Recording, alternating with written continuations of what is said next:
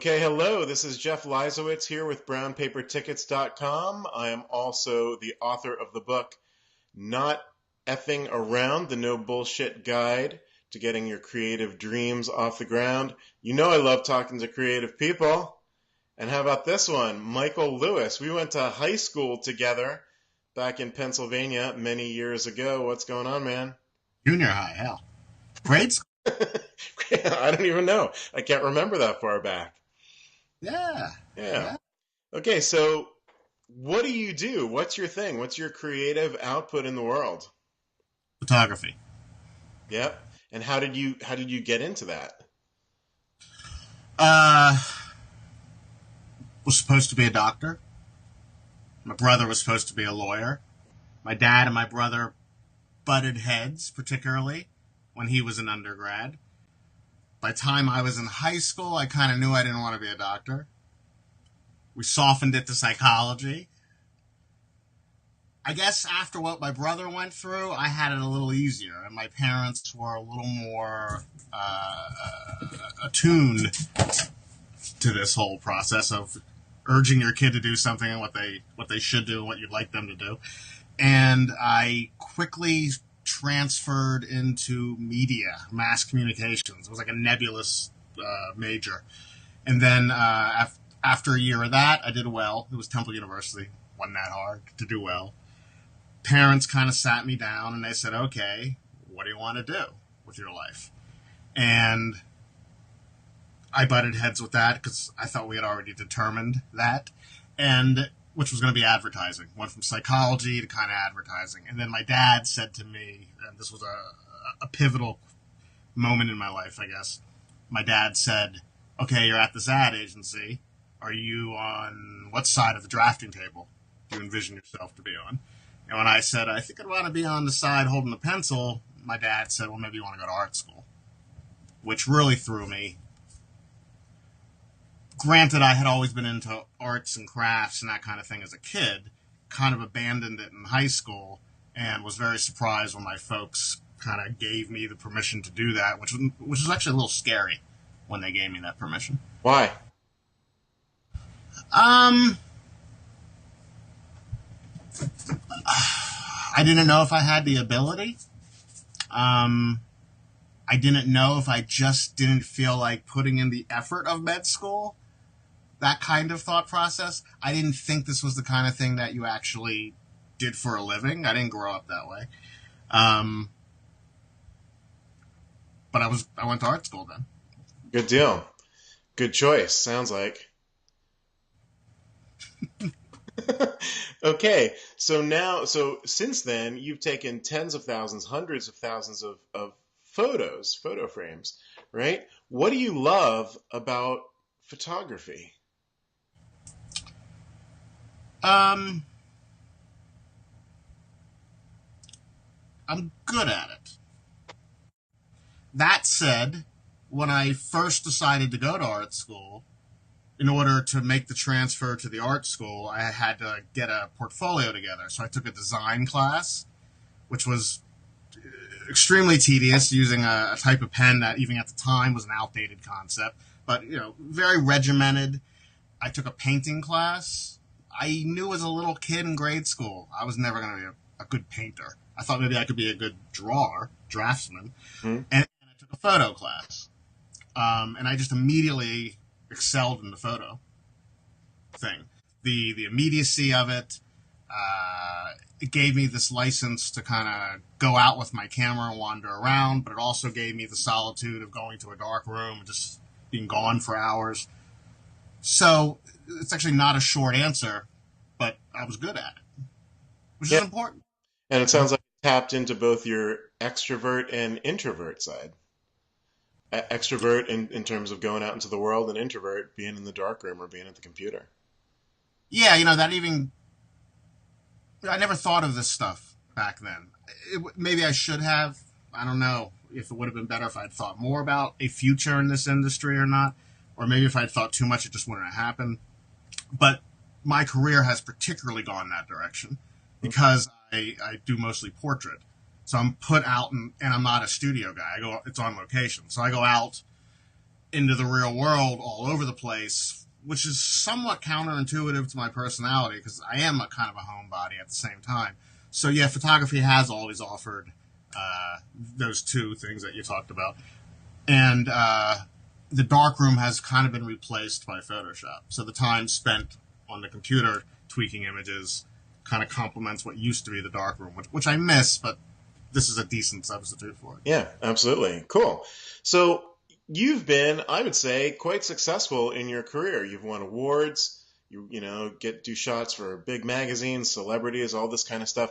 What have you learned from your success so far?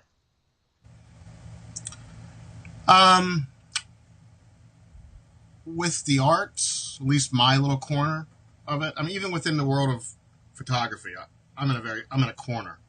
You know, I don't do fashion. I don't do live action type stuff. What was the question again? The question is, with the success that you've had as a creative person, what have you learned from your successes? Good to have a style. A more poetic way of saying that might be to have your own vision, to have your own voice. Realistically, I think the word style can quite often, especially when you're working more in a commercial art world, which is basically where I'm working these days. At the same time, you don't want to get too dependent on your own style. Mm-hmm. And this has come with experience. When I first started working and experienced success, my style, which I had kind of found independently of knowing that it was a style at the time, was very in vogue. I didn't know that at the time. So I was an it guy for, again, my corner of the world. Then that style changed. The aesthetics in my field kind of changed, and I saw a ton of photographers trying to change their style to adhere to this new look that was out there, which really wasn't new, but whatever. And I thought, do I need to change? And then yes, but at the same time, if you try to chase a different style because you think you're going to get more work or your work's going to be better received that way, I think that is the kiss of death to do that. By the time you get competent in that style has probably already changed. And B, how good are you ever really going to get at it if you're doing it for the wrong, truly not to sound idealistic, but you're doing it for the wrong reason at that point. And it's ultimately going to hurt you. What's the right reason to do photography or art in general, would you say? I can't really answer that in the sense that I have a 3.5-year-old now. I'm 45 now. I mean, ask me that question 5 years ago. I don't know what it would have been, but it might be different than what it is now. Why do photography? I mean, gotta make a living. Let's assume that, for starters. It's a tough way to make a living. It's good for your self-esteem if you're good at it. It's very bad for your self-esteem if you're not working. Every time I'm up for a job, I'm thrilled to get it because I need to get it. I'm thrilled to get it, and at the same time, like, oh shit, now I gotta do it. You know, what's worse than working? Not working. Mm-hmm. I could give you more reasons why you wouldn't want to do photography, in a way, which doesn't have to be a negative. It could be a positive, depending on how you want to live your life. Uh-huh. One thing I've really come to realize is I've never had a job. I get gigs. You know, I never get the job. I'm always trying to get the job. And that's an aspect of photography that when I first started in school and all that stuff, I didn't know any of that. And we didn't talk about, I went to like a fine art type of program. We didn't talk about that stuff at all. And there are lots of aspects of what I do as a commercial photographer, the practical stuff of trying to get work, and that stuff is not necessarily something that I was good at or even nobody that knew me would have said that would have been something I was good at. I was good at taking pictures. But, so there's, when I say why not to get into it, if you want some stability, don't get into it. If you like, I do enjoy that I can do this with you at 11:30 on whatever the hell today is, just because I'm not, I see my kid a lot. I see him a little too much sometimes during the day. It's hard to, because I have an office at home. Yeah, I know that's a diluted answer. But Okay, cool. Thank you. That's good. So let me ask you this. So you've had success in your career. You're getting these jobs, winning these awards, etc. What about failure? Have you succeeded at everything you've ever done? We're talking photo here? Yeah, creatively. No, I haven't. And what have you learned from those challenges or those failures? You broke up there. What'd you say? What have you learned from those failures or creative challenges? I feel like I'm learning that now in some ways, because my career has been good enough, fortunately, that it's only upon reflection that I see the failures. I didn't know I was failing when I was failing. For instance, I used to think I was very diverse. I shot for all these different magazines, whether it was a businessman for Fortune, a baseball player for ESPN magazine, a rock and roll guy for whatever. I thought I was diverse, but the fact was I wasn't. I was only shooting for one thing, magazines. Did a little bit of advertising, but never really thought. I was talking to Karen about this. Grew up with, never really worried about money growing up as a kid. And maybe it would have been better if I had. Because I never really, when I first started this, I never thought about the whole make a living money aspect of it. I kind of did what I wanted to do. Times were good. Publishing was good.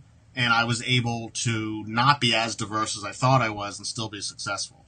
But then editorial collapsed. So the failure was, for starters, knowing it was happening and trying to not deal with it. Like, not really realizing, okay, editorial's dead until it was already basically kind of gone. Should have approached more clients. Would have been good even on a creative level, because it would have maybe pushed me to do certain kinds of photography that I didn't think were up my alley. Mm-hmm. So when you encounter a difficulty or a challenge or a failure, what do you do internally? How do you process that internally so that you can move forward and have success in what you want? I couldn't say this about my personal life, but in my professional life, rejection has never bothered me, almost in the least. Again, I couldn't say that personally, my personal life. But professionally, if I showed my book to somebody and they didn't like it, and I could just tell, that didn't bother me. I was always confident enough with my work that if it wasn't received by somebody, that really didn't bother me. I knew a guy that made a film, one of his first films, right out of grad school, applied to cons with it, Sundance. Applied to Sundance with it, didn't get into Sundance, and then he said, I'm never submitting another film with those guys. And I thought he was kidding at first. I realized he wasn't kidding, and I realized, oh boy, that's bad news, man. Like, if you can't handle rejection, you're doomed, pretty much. So what is it? What do you think it is within you that could handle that rejection, where that guy or someone else can't handle it? Like, what is your internal strategy or what's going on within you that when somebody says, you know what, I'm not into your stuff, that you're cool with that and you move on?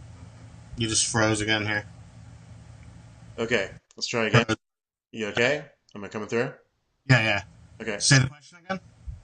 So what is it within you, do you think, that can handle that rejection where someone else, like that guy you just described, has some rejection and quits? What is it within you? Confidence. Confidence with my work.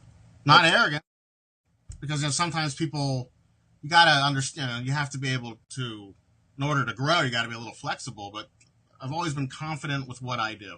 I've always known that there are other things that in photography I wouldn't be as good at. I've always been confident with what I was good at within my field. How do you build that confidence? How did you get that?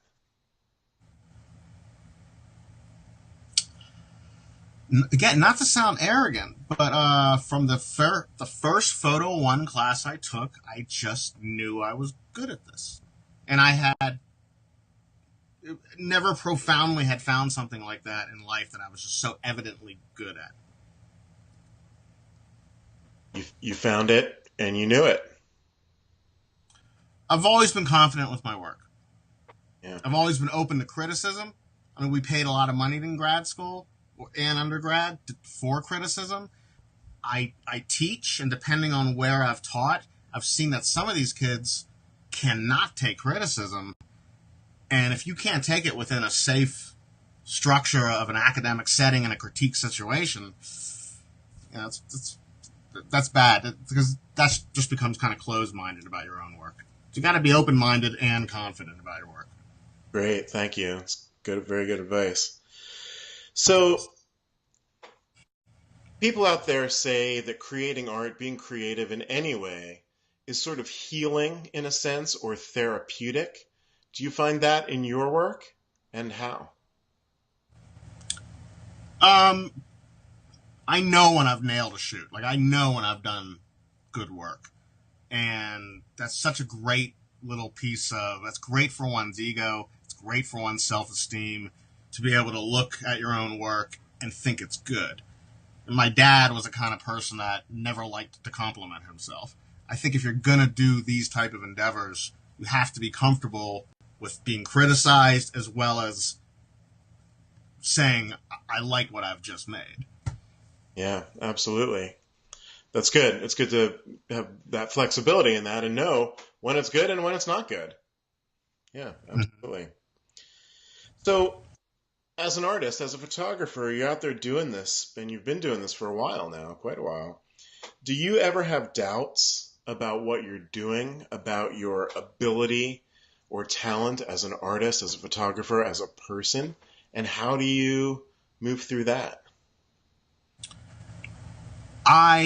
Like I was kind of saying earlier, I don't have the most confidence when it comes to doing the aspects of my field which are not the creative. Well, that's not true. I was going to say that are not the creative parts, which is making the images, how I make the images, why I make the images. I guess you could say that there are people out there that get very creative in marketing themselves. Wow, that has never been a strong suit of mine. And that's particularly as I get older, and I'm starting to see, I've seen a whole crop of younger photographers now, and they're much more attuned to the whole social media and the whole aspect of promoting. That some of them make it into an art form, in a way. That's never been a strong suit of mine, and it has held me back. Mm-hmm. Okay. Doesn't matter how good these pictures are if nobody sees them. Absolutely, yeah. Okay, so this kind of work, as a commercial artist and, your personal work, it can be a struggle. A lot of people struggle with their art, whether it's photography or painting or dancing or anything else. Why do this? Why do you do it? Why do people do something that's difficult?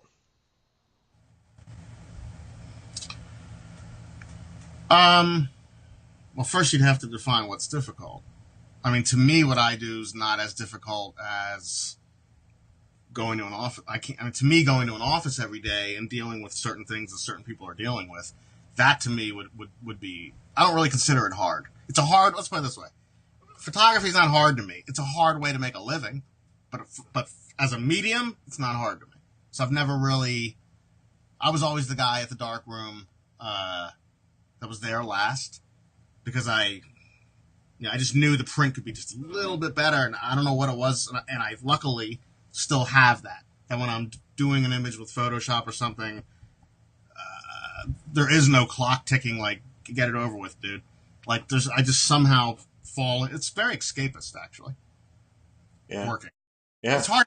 It's hard to get depressed when you're working.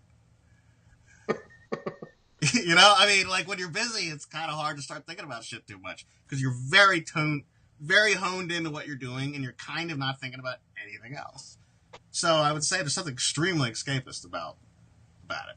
I'm sure I would hope when the surgeon's working on your kidney or whatever the hell he's doing, I would hope he's not thinking about other shit too much too. Let's hope. But Guy yeah. cut the grass, he could be thinking about whatever the hell he wants to think about. But Yeah. got, Okay, got my perfect. money in his hands. I hope he's investing it well. I hope that's all he's thinking about at the moment. That's true. That's very good insight, that answer. I really like that one. Good one. Okay, last question. So, not effing around, right? The philosophy of going from where you are to where you want to be. There's a lot of people out there in the world who are sitting in their bedroom playing guitar and they want to be on the stage, or snapping casual photos and they want to be in a magazine or on a website, etc., etc. What is Michael Lewis's sort of bullet points for not effing around? What would you tell someone who wants to go from point A to point B?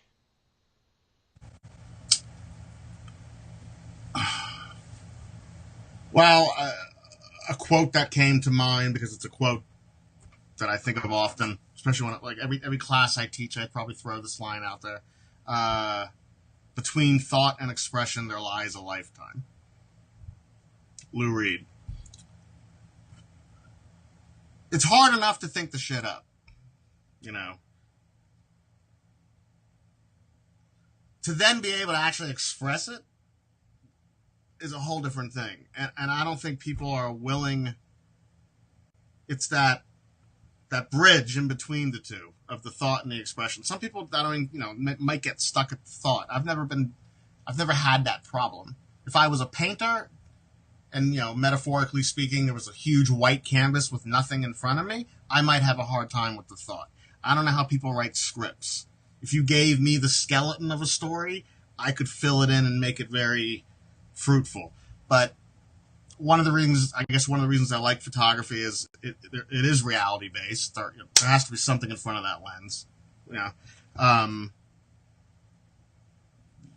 That should be the fun part, that bridge of learning how to take those thoughts that you have and expressing them, but also being open to the fact that during that process, that thought should probably change a little bit. I mean, the process is as important than the final product. In fact, I don't even care about the final product as that much anymore. For me, it is all about the process. Does that answer that? Absolutely. That's a great answer. I totally agree. Process is where the art is, right? I had a college poetry instructor, and she said a poet is not someone with a bunch of poems on their desk or a bunch of books that have been published. A poet is someone who is writing a poem. And that process of actually doing it is where the action is. It's great Yeah. to have a pile of poems or photographs or whatever. You can look at them, spread them around. Or even the idea of, like, for me, I find work very escapist. It's not escapist to look at pictures for me. Like, my thoughts can drift very quickly when looking at either my own work or somebody else's work. But when I'm actually doing it, that's, I guess, what keeps me doing it. That's when I'm at my best. If I was single, that's when I'd want the ladies looking at me. Not looking at my pictures, watching me make the pictures. Because that's probably when I'm shining the most, in a way. That's where I'm the most confident, the most directed in life. That's when I know exactly what I want. That's pretty rare. Because you're actually not behind the lens or on the dance floor or on the stage that much as compared to all the time spent getting to the stage. So true. Michael Lewis, you are NFA. You are awesome, man.